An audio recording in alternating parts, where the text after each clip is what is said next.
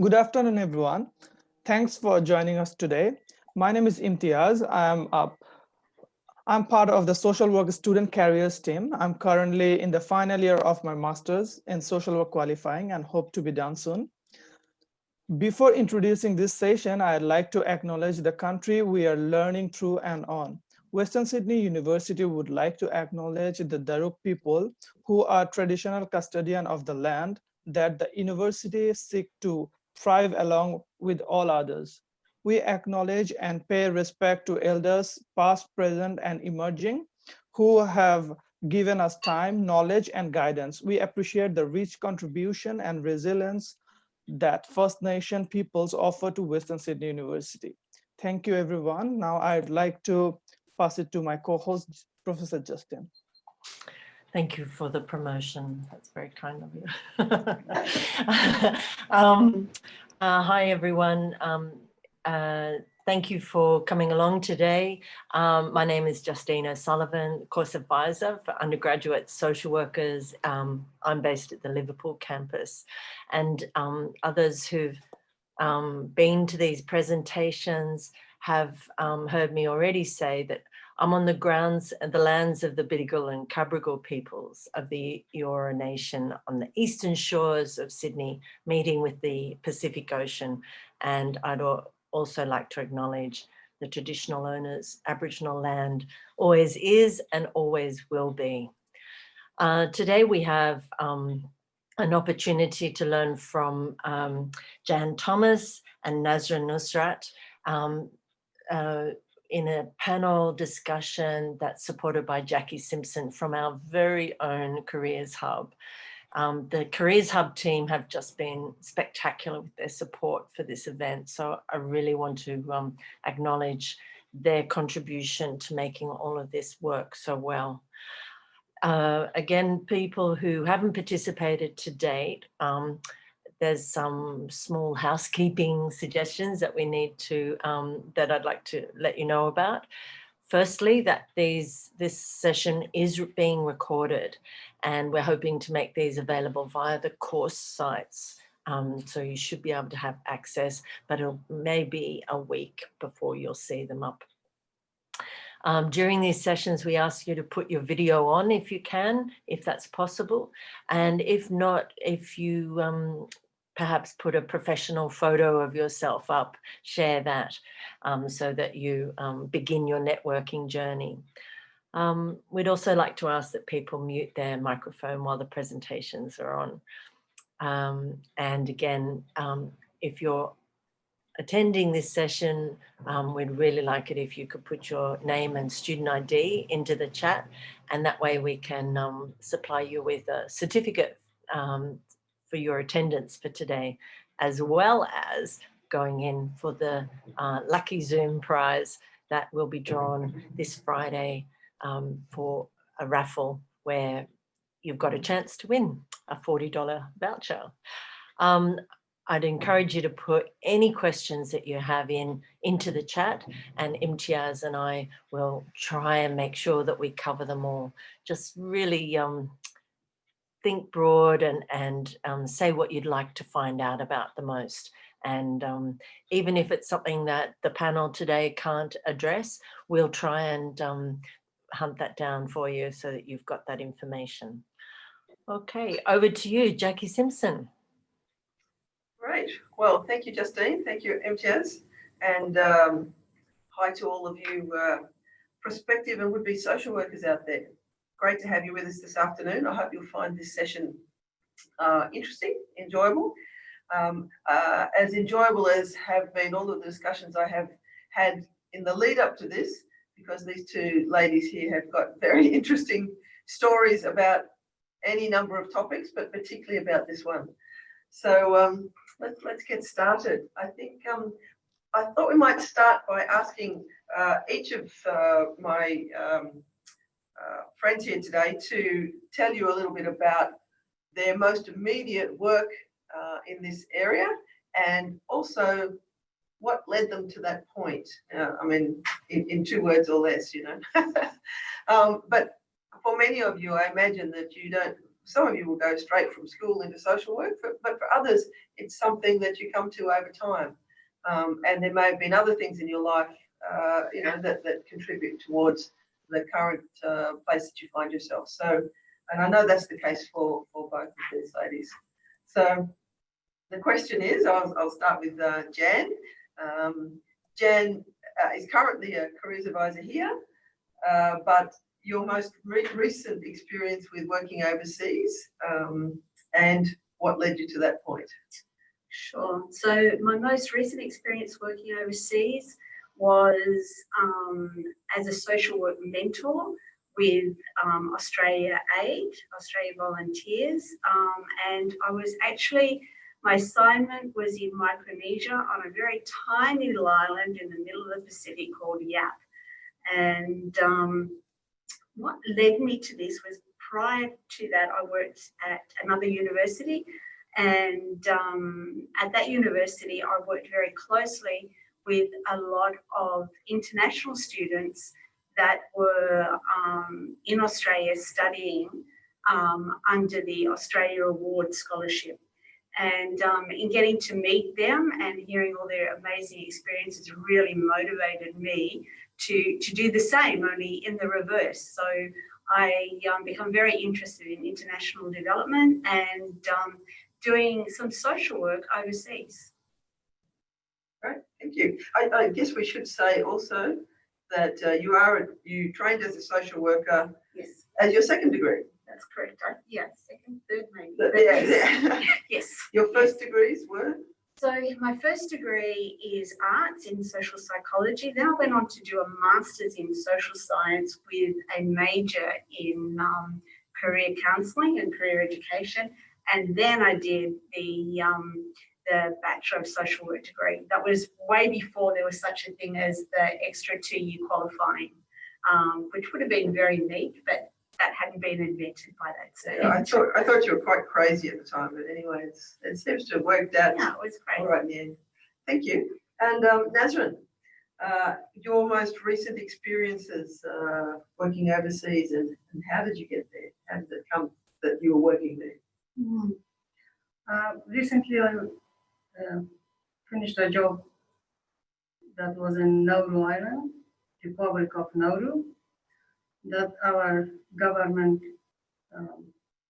sent people came by boat there to resettle in different other countries, not Australia. So what led me to that job, because before that I worked with Settlement Services International in Sydney, with the exact group of asylum seekers that came by boat, but they came to Australia before the law changed regarding the refugee program. So I had a little bit of experience of that. So that, and also I wanted to get knowledge of working in another developing country.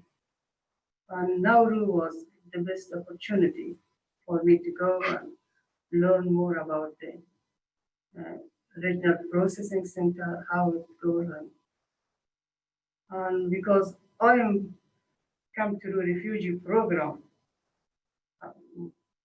came legally, not by book. So I was really, how can I say, it was my passion to work with people that they are most disadvantaged. So that was the reason I went there. And I'm happy that I made that decision. Yeah. And just for a bit of background for you, your first degree was in Afghanistan? Yes. From Kabul University? Yeah, Kabul University. And you studied? I studied social science, so majoring in history and archaeology, but right. And then when you came to Australia, you studied social work. Yeah, and I was a teacher actually in Afghanistan, and I wanted to continue being like teacher aide or something here. But when I came to Australia and I started my volunteer work with Afghan Association in Sydney, I realized that these people need help. I mean, the refugee people, they need help more than a student that get help from a non-English speaking teacher. So I changed my career completely and I started to decided to enroll for community services. And I did. Okay. So we have two very different backgrounds, but both working in quite similar fields. So I guess we thought we'll try and go through a range of questions here. So we've got all sorts of things to talk about, everything from what attracted them to these jobs, what sort of people do these jobs, to what it's like to work there and what it's like living in those conditions, etc. So, and this could be to both of you. What type of people are attracted to these jobs? You know, when the sort of people that you're working with in these places, are they all social workers? What's the international community made up of? Is it people from different places, or who would you be working with if we were to work overseas? What sort of people would we be working with? Sure. So in Yap, there was 2 other Australians, so there was 3 of us all together. And keeping in mind that it's a tiny little island of about a population of 10,000 or so very small. And the other expats that were on island were largely American and Japanese, with some Philippines as well. So that was basically the cultural mix. What sort of people were drawn to this? So I think really people at all different stages of life and from different backgrounds, largely not all from social work. Quite a few teachers, quite a few working in the hospitals, some engineers.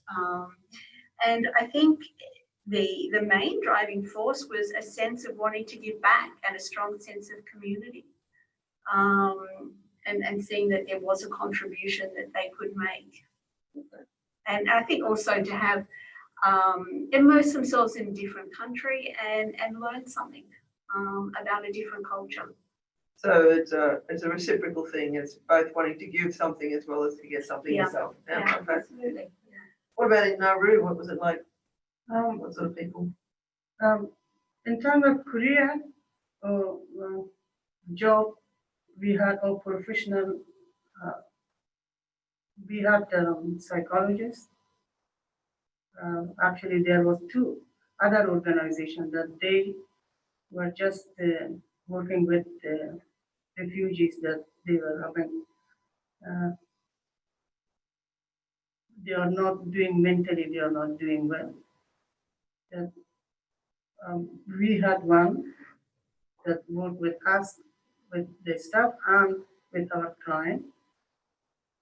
But mainly we would refer our client to the other stakeholders that are looking after their mental health. What countries? Were they all from Australia? Australia. Because Australia has the contract in this case. Yes, Australia, they are all Australian. Yeah, but we had in our organization, we had from young people from Ireland, from England, but the majority were people from Australia, New Zealand. What age groups? Well, with the health provider, they were over 50 years old, the majority, but they had a few younger than under 50 years old. But our organization were mostly younger group. The case managers and team leaders, they were all, as I said, that I was the oldest member of the organization on the island. So did you have any do interns or anything like that? Do they get jobs as volunteers? They can. Opportunities? Not so much interns, but they were across. So I guess it just speaking broadly about Australian volunteers, which I think is of interest to a lot of students. So it's funded by the Department of Foreign Affairs and Trade. And unlike some of the other countries who have volunteers that work overseas, the Australian volunteers is only available to professionals, and they only place those professionals in professional placements. Professional So- meaning. So social workers, teachers, engineers, Psycho- doctors, psychologists, veterinarians, things Right. like that.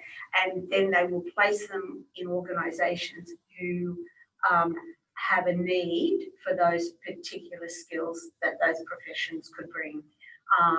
Unlike some international volunteer agencies who host people overseas in completely different backgrounds to what they're trained in. Yeah. But in Australia, they will only place you in Your field. field. Yeah. Yeah. So, for instance, I went to Myanmar. I just did a 3-week volunteer placement, which was just a casual. It was just through a friend that I knew, and it was with the Myanmar Institute of Tourism, Responsible Tourism Institute.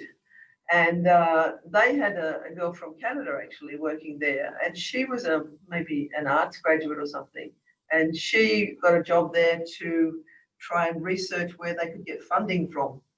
Like, she had no experience in that field whatsoever, and really didn't even know what she was getting herself into.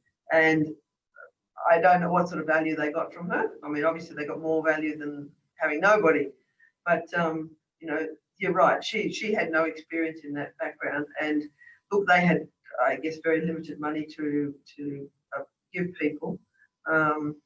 So I imagine that happens in lots of smaller NGOs and you know, ones that are not quite the official ones.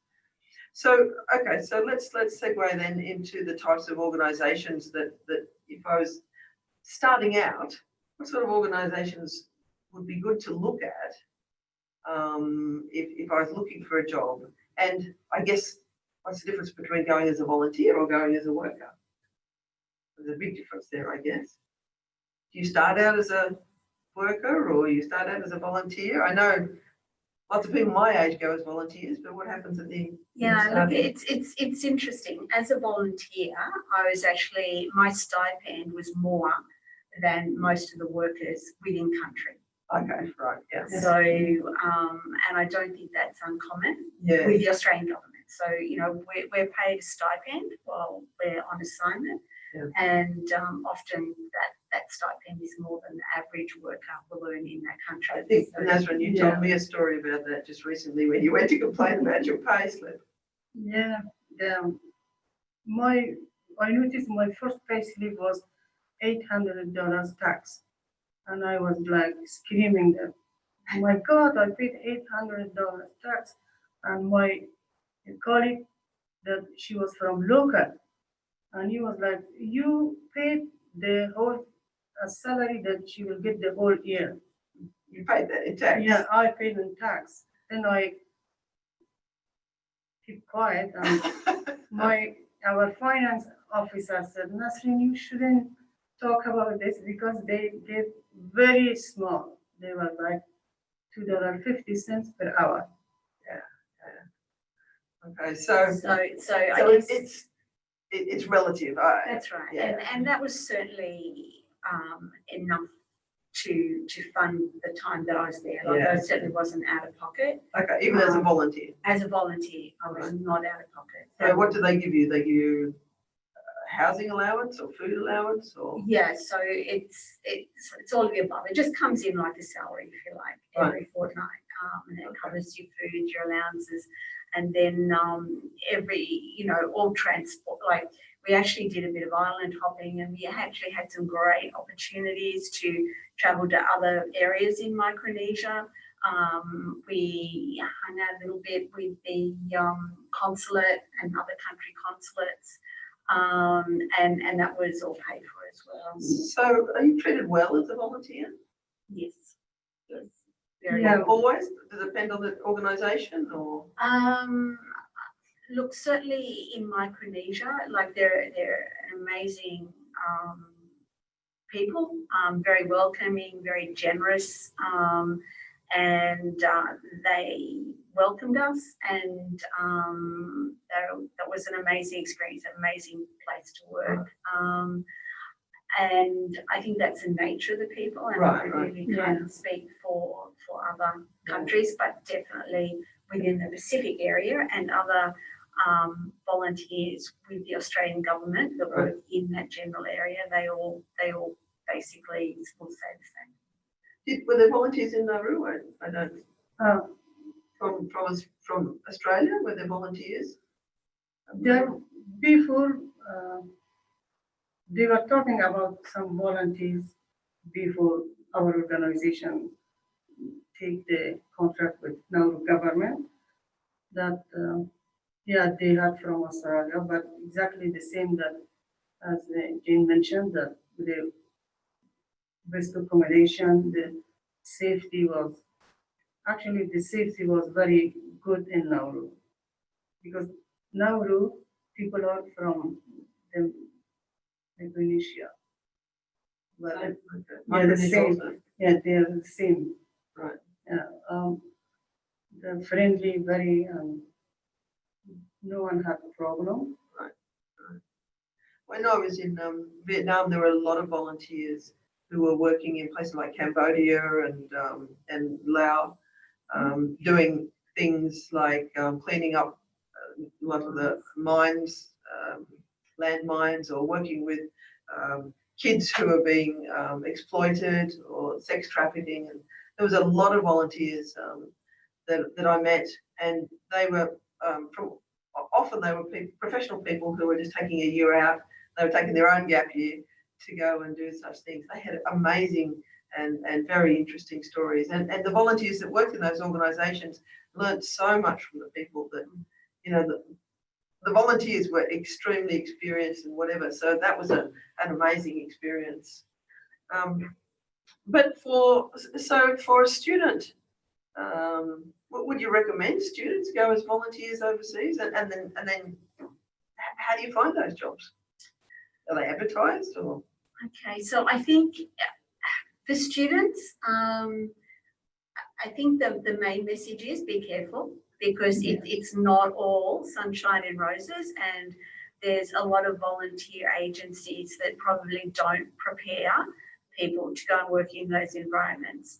And what I will say Australian aid is funded by DFAT. So you are given a lot of information and training before you're actually sent on assignment.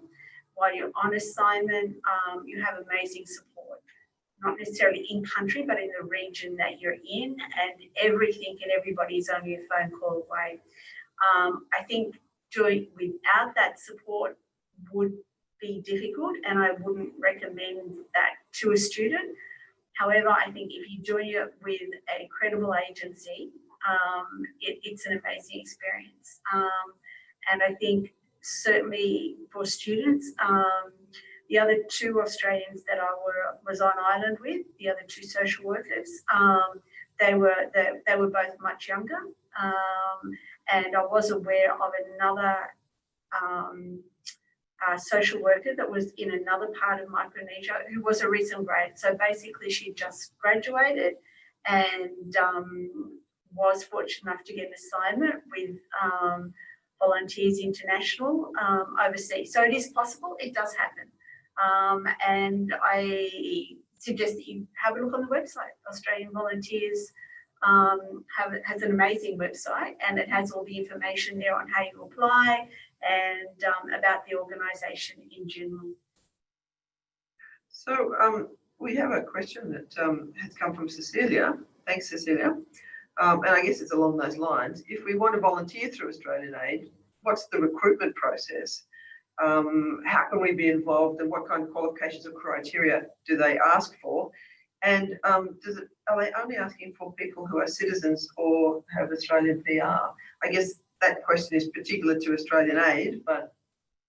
Yeah, look, I think you do have to have Australian PR because obviously you're there on assignment with the Australian government, and so exactly. And it is part of the Australia's aid agenda, a big part of the Australian overseas aid agenda. And, you know, there's a lot of soft diplomacy involved. As I said, there's a lot of training before you actually get deployed overseas as well that takes you through that. But I'm pretty sure you would need to be a permanent resident. Australian citizen. Because of the passport. Yeah, look, possibly. That I don't Yeah. know, but you definitely have to have permanent residency. When I applied for Red Cross, the first thing they asked me if I'm citizen because I must travel with the Australian passport. Okay, all right, okay. Yeah, I don't know the answer to that, but I'm sure, yeah, I don't know, but it would definitely be residency. So, but have a look on the website. As I said, it's quite good. It sets out the criteria. And it's like anything, you actually apply for jobs. So as I said, there are specific positions that are advertised. So how it works is within country, people will identify the area of work that they need. Now, my assignment was I was writing the child protection policy for the island. So I was working with the Department of Education, and I needed to write the child protection policy for the Department of Education. But within that, I also had to then start designing processes around how that was going to fit, because there's no use having a policy if you don't then have any institutions or referral points. So that then had to be planned in. So it was quite a big assignment, but it was incredibly interesting. But it was, so the island, the people within the education department noted that they needed somebody to do that.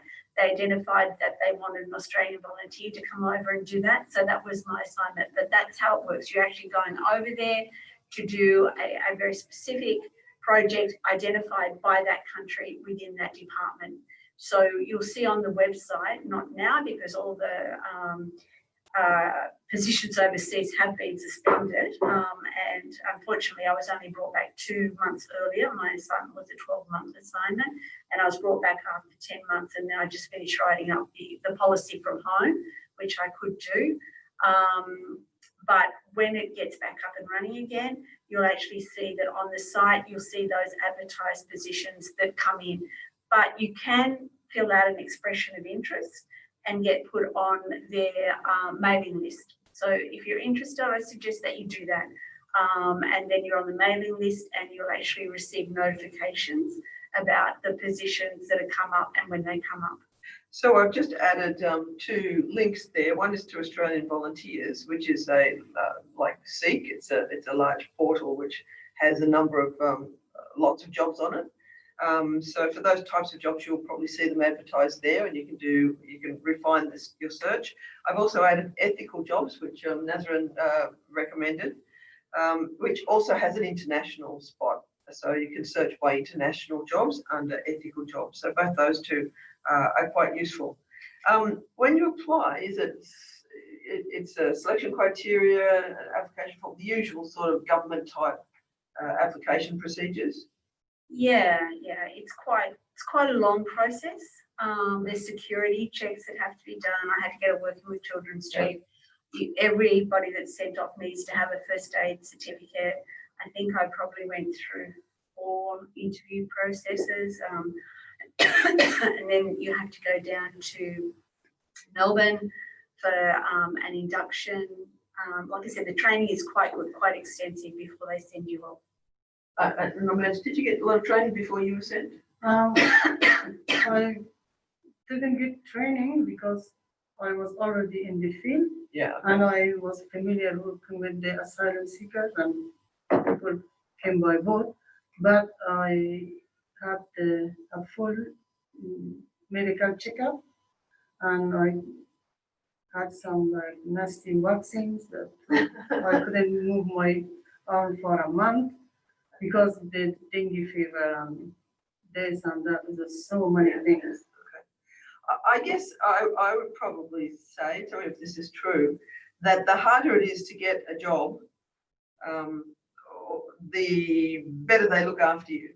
like quite often, if you going through a lot of processes, they put a lot of money and investment into getting the right people, and therefore you're going into fairly good conditions, or at least where you are looked after. Yeah. Okay. So my question out of that is, students may be interested in knowing about safety in these sorts of, when you're going overseas. Did you ever find yourself in situations where you felt unsafe,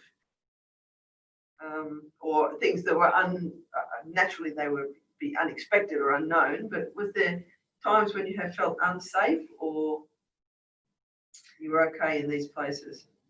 Nauru is very safe place, unlike some media. That's why I was very curious. Even remember with the night I announced that I'm going to Nauru, you were one of my friends that said, don't go. I was worried. Yeah. Yeah. That is really safe. There is no risk of harm to anyone. But just follow the instruction. Even it was very safe, but I was trying to follow the instruction. For example, if in the morning said, guys, a pack of new dogs are out. Do not go out on your own, or even the settlement areas without a stick. I wouldn't dare to get out of the car until I call my client to come and take me inside the model. Right. So those, but otherwise was no. Right. Okay. Yep. Pretty safe. Yeah, and look, I felt safe most of the time there, I've got to say, but I think when you're not in your home country, you should always have an element of, I guess, extra caution about you. So I wouldn't say go over there and sort of throw caution to the wind and assume that everything is going to be okay. Yeah. There have been incidents on island, and I know in generally around the Pacific, but as there is here in Australia. Yeah.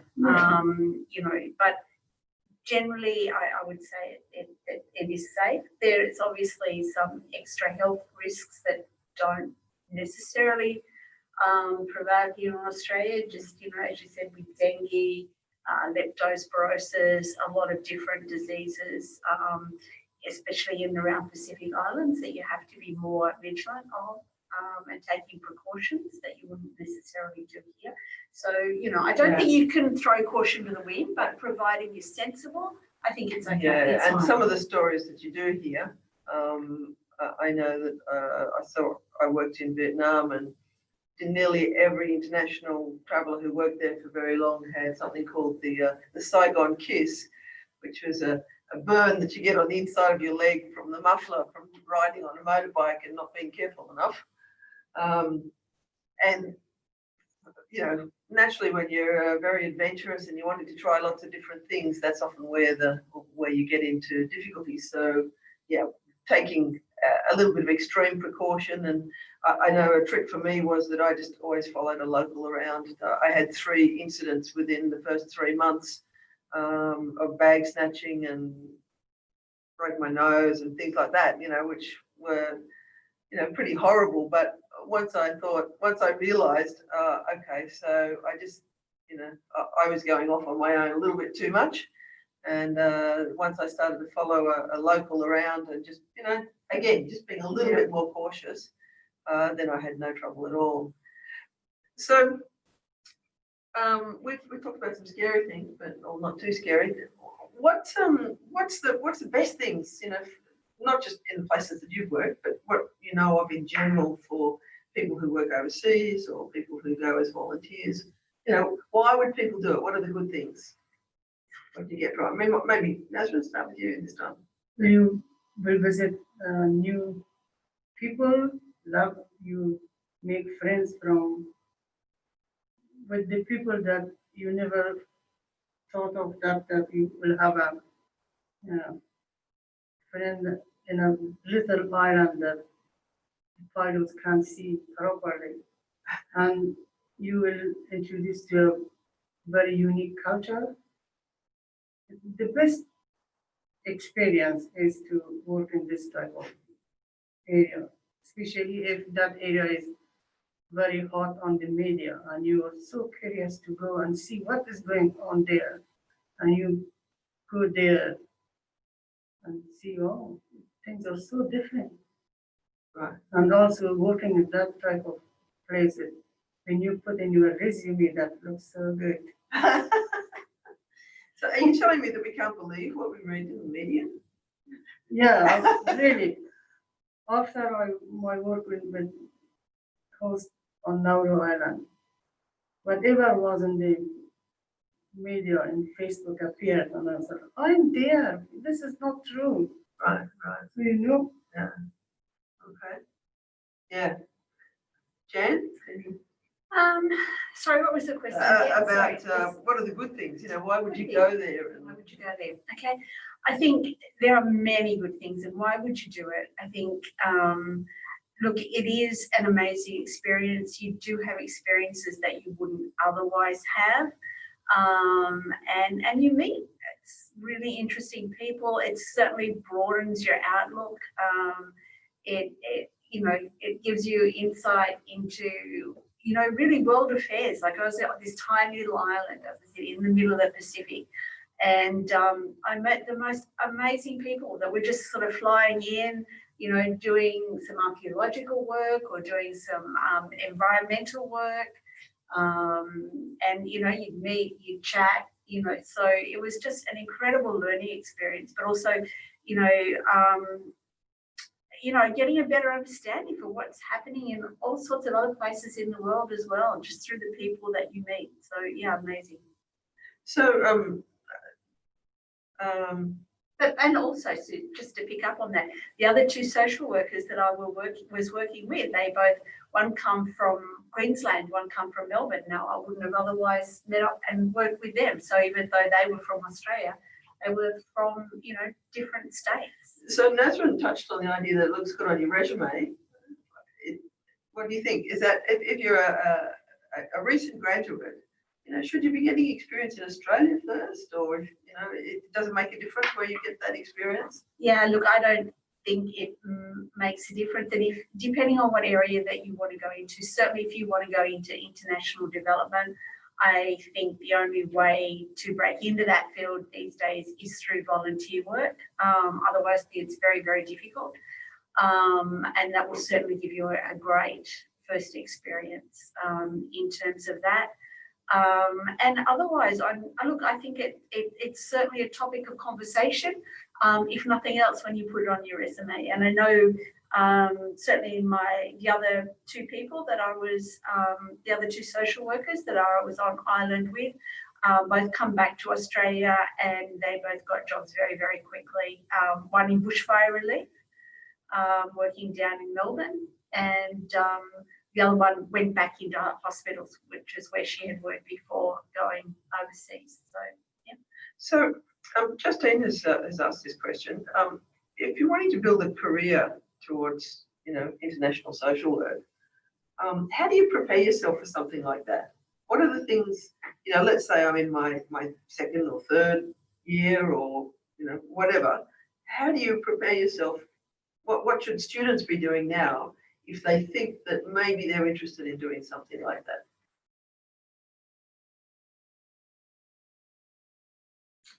Yeah, that's a really good question. I think probably getting as much experience as you can working with other cultures, because that's probably one of the key areas, is really being able to work across cultures. And I know that sounds like something quite simple, but in fact, it actually takes a lot of work, because you're really entering into relationships with people that you need to be non-judgmental. And you really need to be aware that every culture does operate differently. We don't always operate the same. And even, our value base, when you really dig down, is very similar, but there's a lot of layers in between that. So I think that cultural or intercultural skills is probably the most significant skill to build as a student if you're wanting to work internationally. Yeah, getting the background knowledge of the culture that you are willing to work in that country is really important. Even if Australia is a multicultural country and we have all around us, even our neighbors from different countries. For example, if someone is willing to work in Iraq, or as in English pronounced Iraq, you have to approach an Iraqi friend, neighbor, and try to learn a little bit, get some background knowledge of, as you asked a question before, what is safety, what is safe, what is not safe in Iraq, what is very unsafe, what people are like there, what they like, what they dislike about foreigners, and that will help them build some knowledge too. When I talk to students, I know that one of the quite often students will go and do some volunteer work somewhere where they've already gained an interest here. So, for instance, we had a fellow working with us here, Shang. He was interested in Spanish culture and South American, so he went and did a placement or worked in South America for 12 months. Now, he already had a bit of a spark of interest in that area.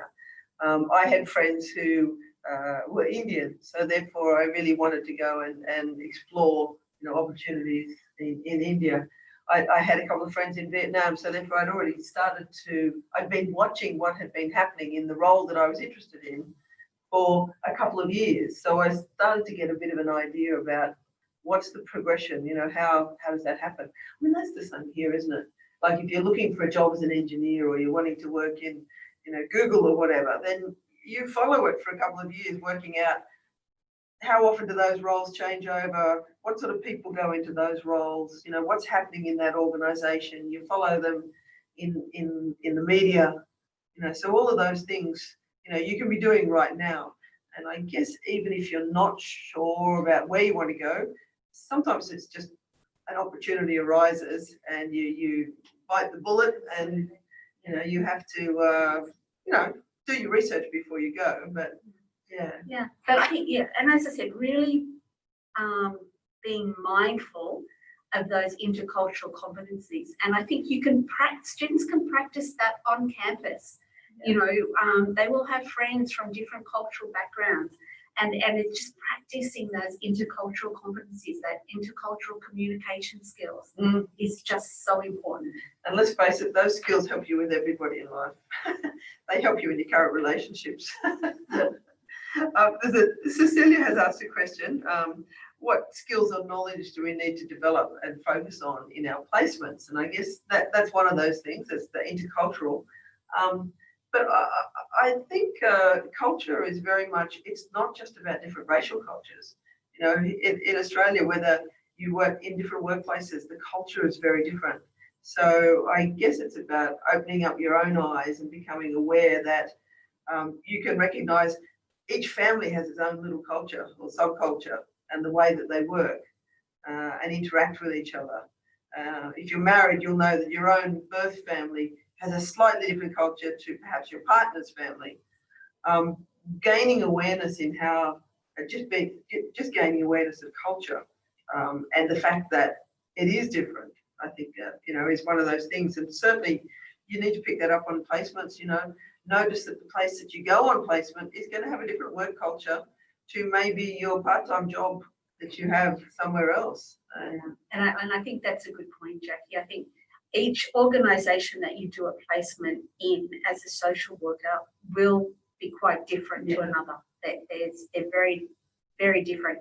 And it really looking at that and thinking about what is going to be a best fit for you. What are your values, and really examine that. Because I think that will often be a good indicator for you when you're looking for a job as a graduate.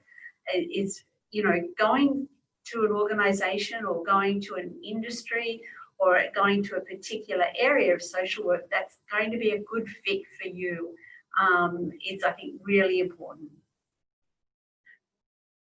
students, it's that combination of understanding yourself and what you're happy with, what you want, what you can tolerate, and then making that with a fit for what the organisation is all about. We were talking, I'm not quite sure whether we should be telling tales out of school, but we were talking, what are some good organisations that you've worked for in terms of social work? Can you list a couple of organisations that you know? In fact, Jan, you had some, and I'll put them in the chat here. You mentioned, oh, sorry, I'm just putting now the Australian Association of Social Workers. Why was that significant? You gave me that before, Jan. Can you tell us about why is it important to connect with them?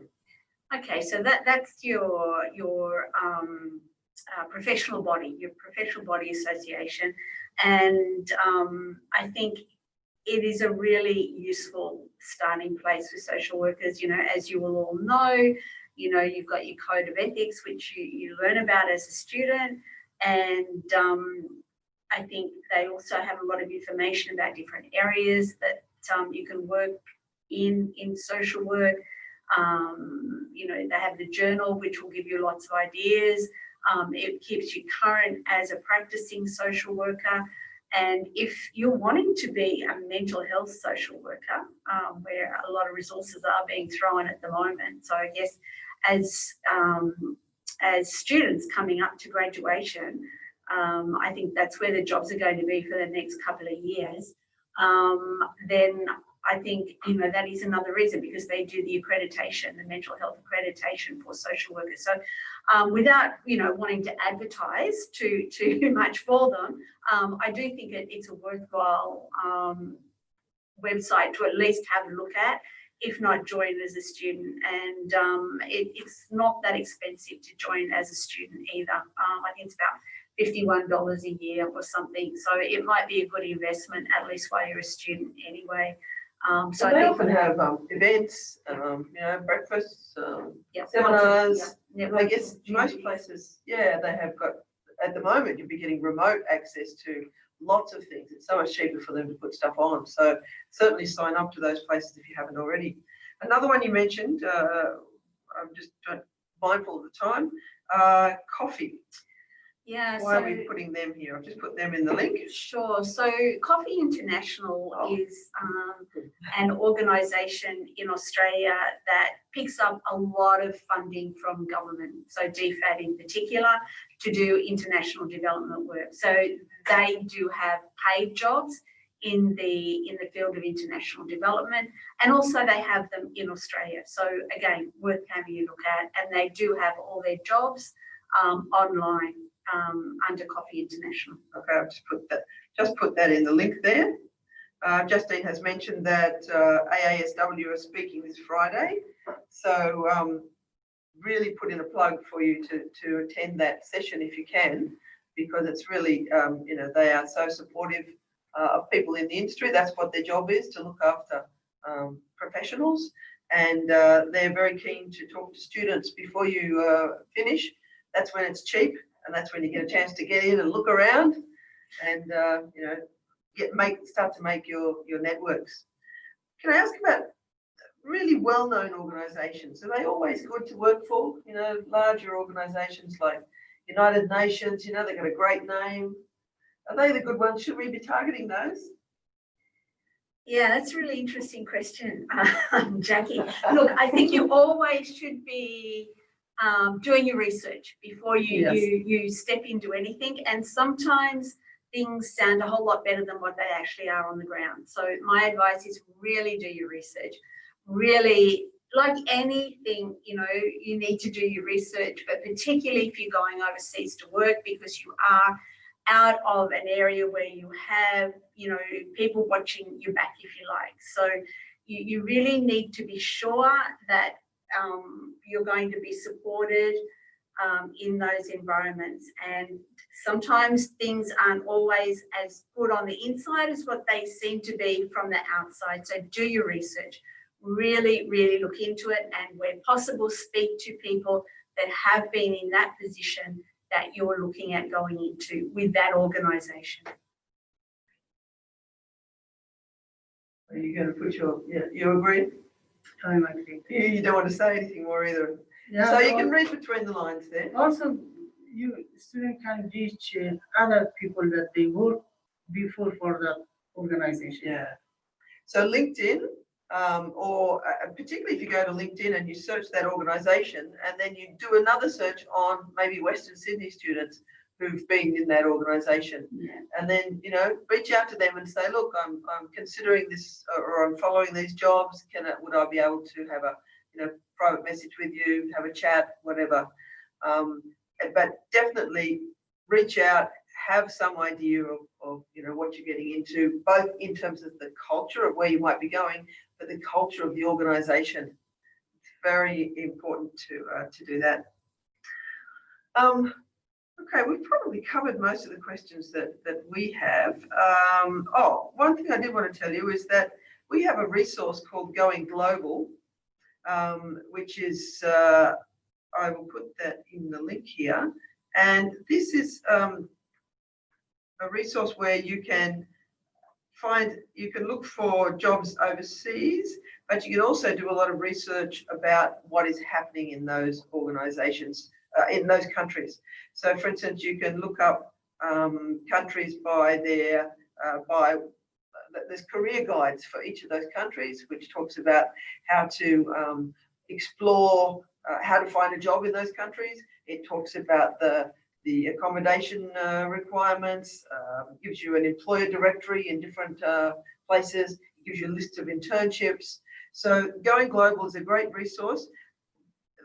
Go from the link that I've put in there, because that gets you into another level, which is what is only for Western Sydney. If you go to Going Global, the normal Going Global, then you will just get the top level. Whereas if you use that link that I've sent you, you'll get into a much deeper understanding.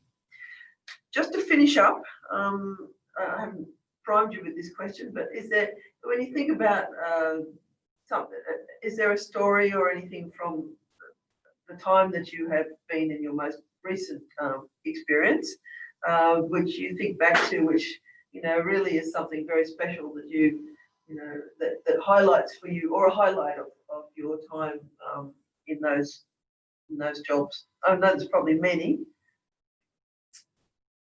Yeah, look, I think just in brief, what really surprised me was being in such a small place. Everybody knows you, right? So, you walk into somewhere and, they'll go, oh, you're the Australian volunteer, aren't you? And you go, yeah, that's me. And they say, oh, thank you so much. We really appreciate what you're doing, and thank you for coming here. And I just found that really amazing, because I was thinking, my response was, please don't thank me. I'm loving it here, and I'm learning so much from being here, so I don't need to be thanked, but, it's nice to be acknowledged. Yeah, okay. What about you? Anything that sticks out? Yeah, as I said before, before I go to Nauru, there was so much in media that many things that I'm not going to discuss here. But my first day, that was orientation. They appointed a local case worker to take me around the island and show me how to drive. It is like Australia left side, but there is some traffic rules specific for island. So show me those things so many times. That was something that the way she was interacting with me, and the way I see the locals, that they're so friendly. Say hi to her and, hey, welcome. Everyone was like, welcome. Is she new? Yes, she knew. And that made me to feel safe. Right. And now I'll be all right. Then I text Naira and my family that I'm fine, I'm alive. Yeah, I remember that. Cool, yeah. Yeah. With some photos. Yeah. Certainly that's what sticks out for me in both my work in Vietnam and the volunteering that I did in Myanmar, is the friends that you make.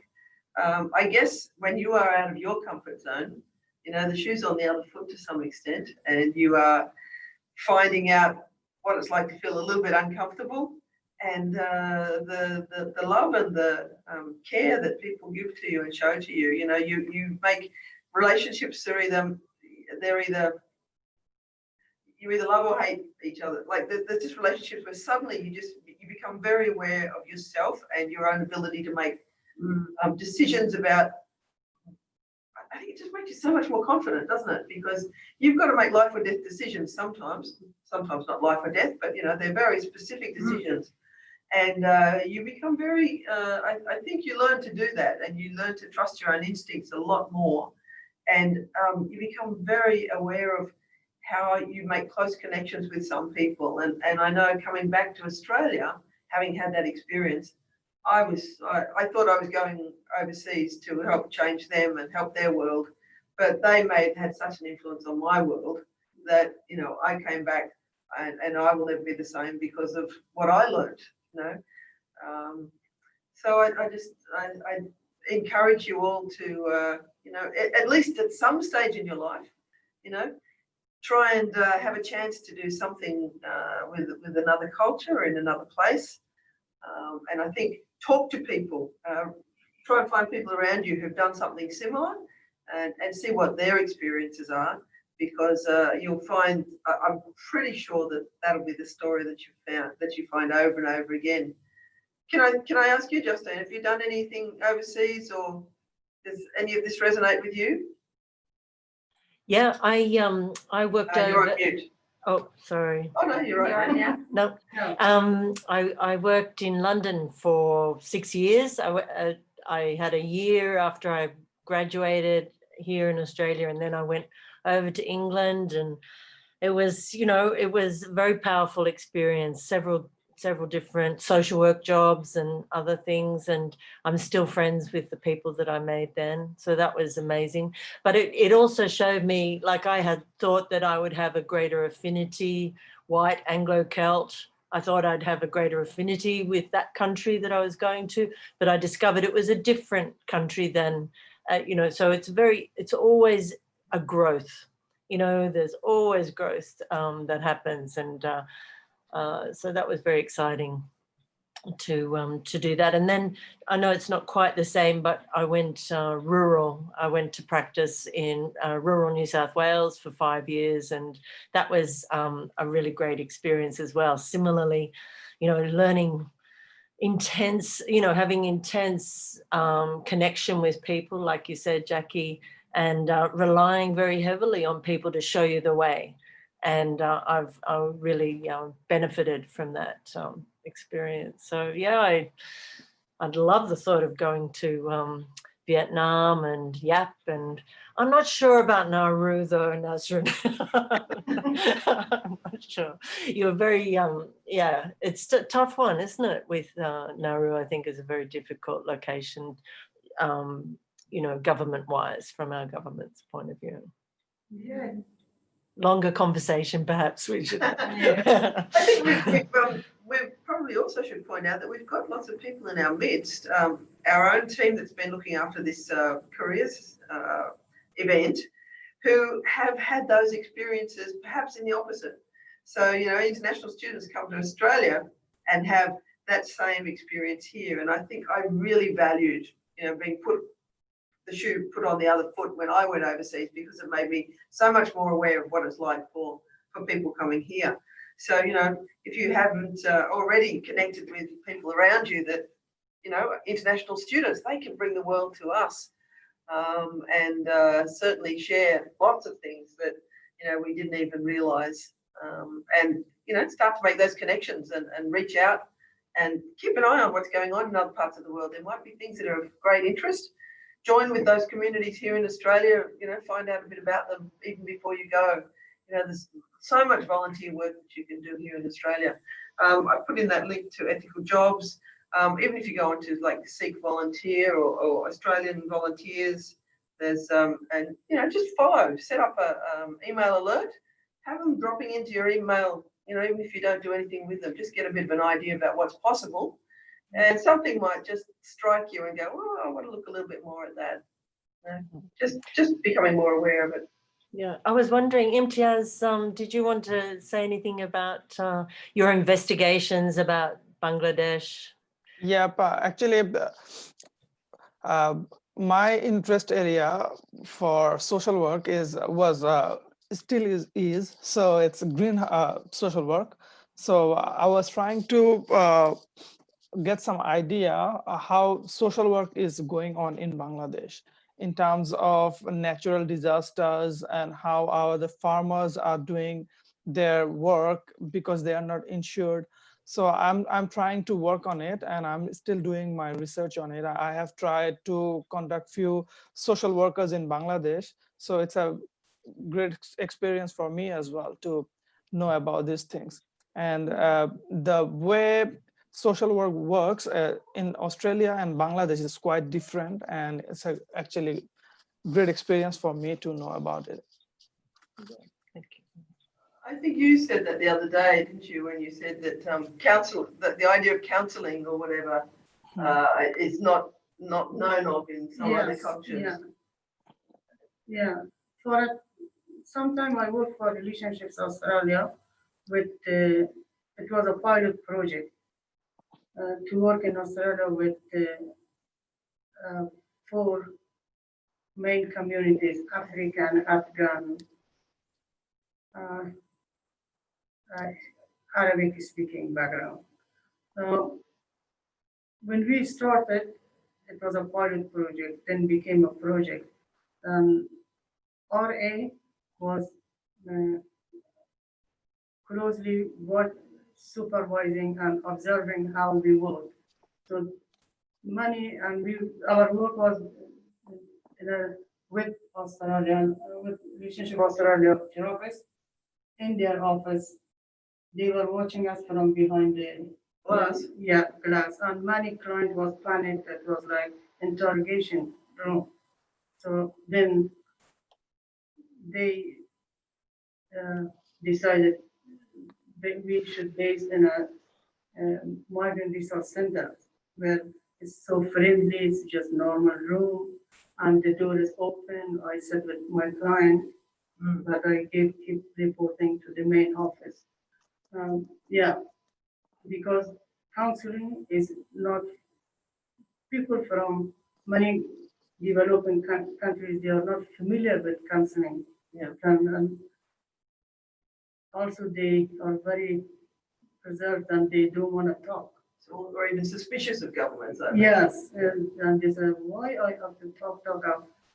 One of my clients, she was from African background, and she told me that, sorry, I gave a long interview in the Australian embassy. I'm not going to repeat that. Yeah, yeah. So yes, you're right, MTS. Social work is not the same in different countries, and even the terms we use, the idea of counselling or whatever, it can be seen as an interrogation by some. Yeah, it just made me think, actually, when you were saying that, there is an international association of social workers that you might find really beneficial to hook up with. I know I have spoken to a social worker from that part of the world, and he's a member of the International Association of Social Workers. So in terms of meeting or hooking up with people, that could be another good resource for you. All right, thank you so much. Okay, Thanks for. I'll try and put that link if I can find it. International Federation of Social Workers. Yeah, that's Yeah, Right. Great. So anyway, thank you, Justine. I hope that we've answered most of those questions that were there. Yeah. Awesome. I think I can hear a resounding lack of further questions coming in on the chat, but I really thank you all for your contribution today. It's been really enriching. I think we could have a longer session, couldn't we? We could have really got into some further understanding of your roles. It was just really powerful to hear from your stories. Imtiaz, is there anything we need to remember?